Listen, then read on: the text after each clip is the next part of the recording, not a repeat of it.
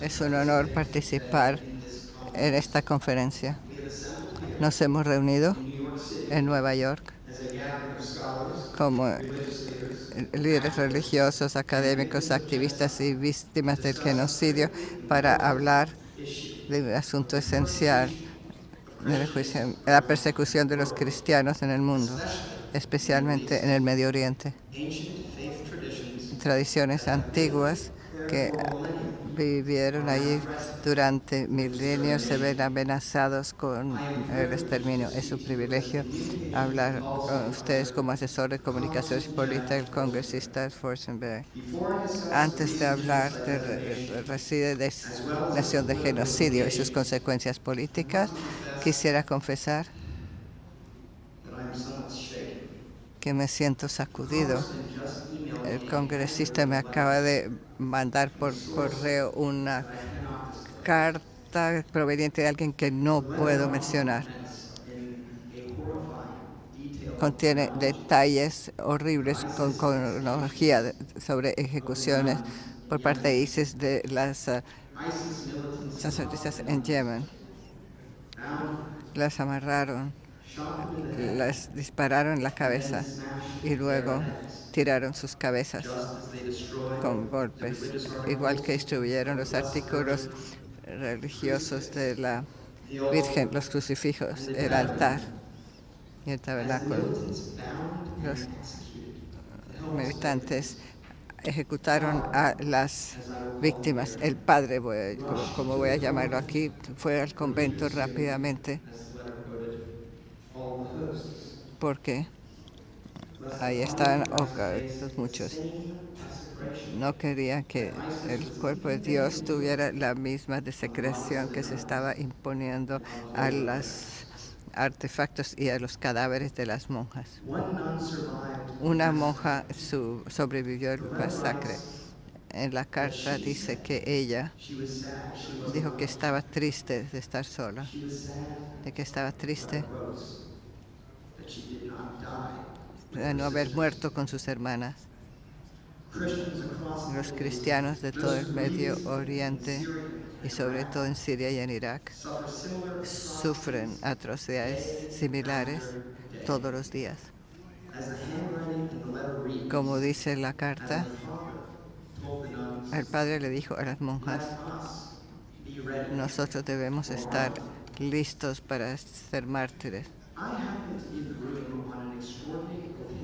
En una oportunidad extraordinaria, hoy al padre Francisco estaba dando una pequeña cruz que pertenecía a un hombre sirio joven que había sido capturado por los yihadistas y le dijeron que podía convertirse o morir.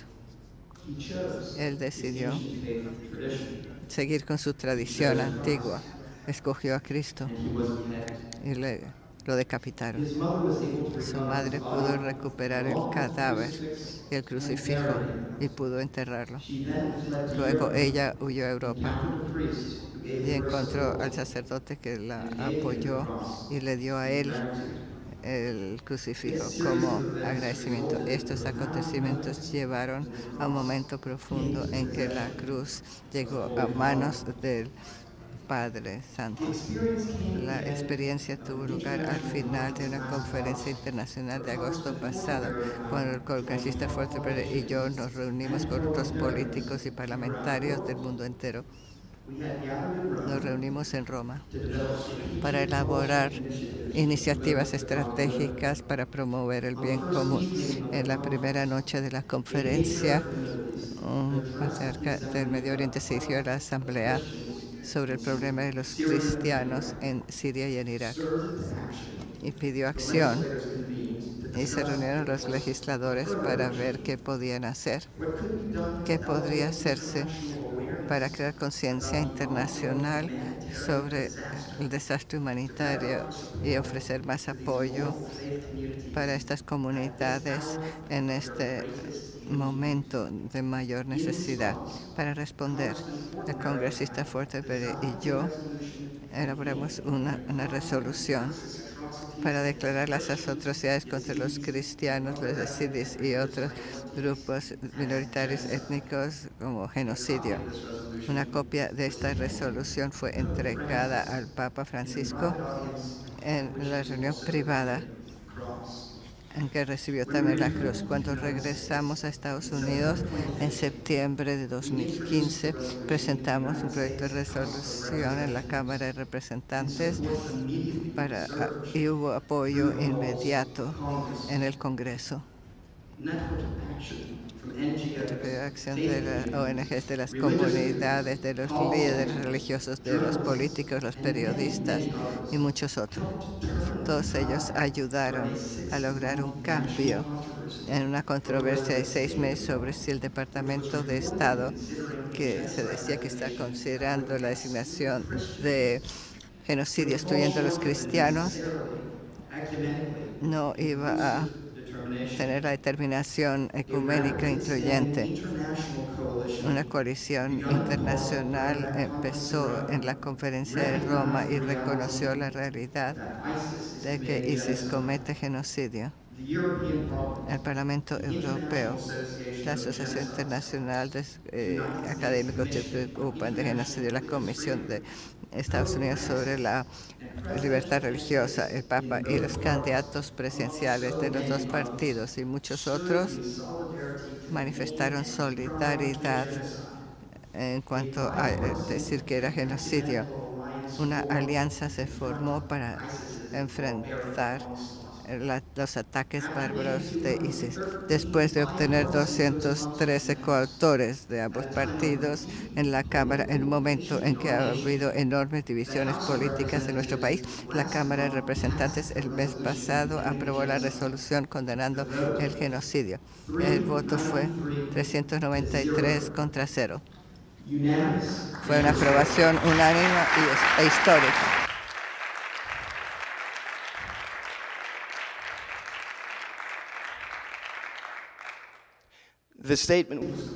La declaración fue muy clara. El genocidio es mayor que todas las divisiones políticas. La Cámara se expresó con una sola voz. Se reconoció y se condenó la violación de la vida y del orden.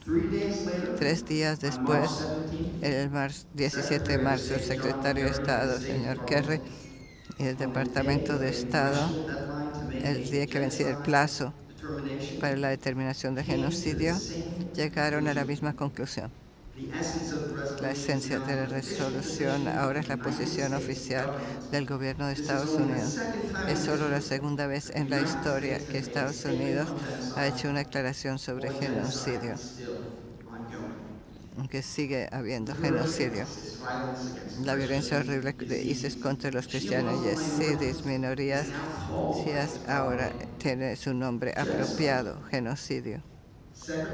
El secretario Kerry debe ser encomiado por esta designación importante. El genocidio no solo es una grave injusticia para las comunidades, es una agresión contra la dignidad humana, es un ataque contra la civilización misma. Estados Unidos ahora se ha expresado con claridad y con su autoridad moral. Reconocer que este genocidio tiene consecuencias que van más allá de la definición de esta tragedia. Nuestra posición va a crear más conciencia internacional y el escándalo del silencio y de la indiferencia, y se va a crear condiciones previas para la protección y reintegración de las minorías en sus patrias ancestrales. La designación del genocidio abre el camino para más consideraciones políticas sobre la seguridad necesaria que debe existir en la región. La campaña en el Congreso para reconocer el genocidio realmente tuvo gran interés en Capitol Hill. Antes había demasiado poco interés al respecto. Ahora hay capital legislativo masivo para elaborar instrumentos para apoyar a los cristianos y otras minorías religiosas en el Medio Oriente. Tenemos que actuar ahora. Ya no hay más tiempo. El espectro de políticas va desde asistencia a los refugiados hasta asistencia humanitaria y el recalibrar esta ayuda, el patrocinar asociaciones público-privadas para el desarrollo sostenible. La política de la seguridad es un elemento de todo esto también. Por último, es necesario llegar a una conclusión común, una forma de apoyo político que permita que estas comunidades mantengan el lugar que les corresponde en los hogares de donde fueron terriblemente expulsados. En segundo lugar, creo, como muchos otros ahora en el Capitolio, que es necesario pedir el establecimiento de un lugar seguro y pluralista. Esto requiere 3 etapas esenciales: nueva seguridad, reasentamiento mediante política de derecho al retorno y revitalización. Un elemento esencial es restaurar una especie de economía que funcione con inversiones exteriores y aprovechando la riqueza de la región y sus recursos naturales. También hay muchísimas tierras, se puede ir allá en invierno y ver sitios verdes. Se ve agricultura y agua. Es hermosísimo y ofrece mucho para sostener a las personas humanas. Aún más, es un mar de petróleo que no sea utilizado, pero con los mecanismos apropiados se puede extraer y exportar o refinar.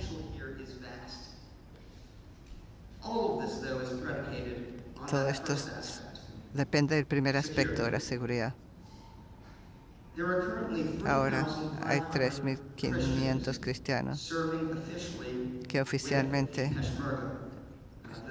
están trabajando con los Peshmerga, que es el ala militar de Kurdistán de Irak. Hay 8.000 voluntarios yazidis de seguridad. Son personas entrenadas con armas y están dispuestos a actuar otra vez en una alianza ecuménica para reclamar sus hogares. No es solamente una fantasía, es algo que tiene que suceder lo más pronto posible para que los cristianos, yazidis y otras minorías étnicas y religiosas puedan recrear lo que antes era una rica diversidad de la región. Hay otras unidades, como las de protección, que trabajan junto con el gobierno en Bagdad. Pero como sabemos, Siria e Irak están bajo presión cada vez mayores. Su mapa se parece cada vez más a pedacitos geopolíticos. No sabemos cómo va a acabar todo esto. Hay oportunidades para un realineamiento. Yo creo que esto es inevitable. El sectarianismo y las fracciones acaban de erosionar lo que conocemos. Tenemos que adelantarnos a todo esto. Y en toda solución política futura hay que garantizar que los cristianos y las otras minorías tengan voz y un verdadero interés real en todos los resultados políticos que puedan obtenerse después del proceso traumático. Quiero concluir con una última historia que termina con más esperanza que la primera. Omar es un yazidi que huyó a Estados Unidos, a diferencia de la mayoría de los yazidis que viven en el distrito del congresista. Ahora él vive en West Virginia. Ha matado a muchos de sus parientes y su madre recientemente fue liberada solo a gran costo en Marruecos. Él regresó a Sinjar después de la liberación el otoño pasado. Mientras estaba allá, hizo una cruz con 2 palos. Y cuando le dispararon con un rifle de asalto, subió a unas paredes de una iglesia cerca de donde antes había vivido, una iglesia que ISIS había destruido. Y él puso ahí esa cruz encima de las ruinas.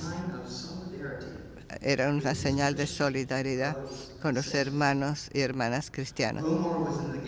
Omar estaba en la galería del Congreso cuando se aprobó la resolución sobre el genocidio. Después de que fue a la oficina en que le dijo al congresista y me dijo a mí que había hecho su señal porque los cristianos de Sinjar que vivir en paz con los yezidis. Como nos dijo Omar, eran mis vecinos, eran los amigos. Los cristianos, los yezidis y otros deben seguir siendo parte esencial del Medio Oriente, una serie de grupos religiosos y étnicos. Ahora tienen nuevas posibilidades de esperanza. Gracias. Thank you. Muchas gracias.